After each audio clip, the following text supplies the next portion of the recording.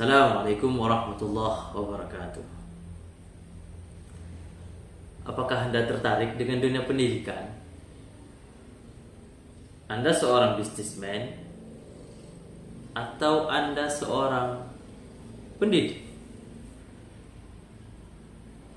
Anda ingin menciptakan sebuah lembaga pendidikan yang memiliki profit? Atau Anda ingin ikhlas beramal di lembaga pendidikan? Bagaimana sih cara mendirikan lembaga pendidikan?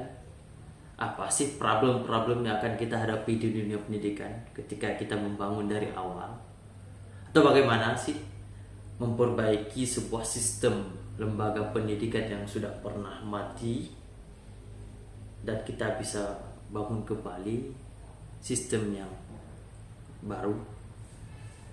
Nah, ini persiapkan diri Anda, karena di video-video selanjutnya kita akan membahas hal-hal tersebut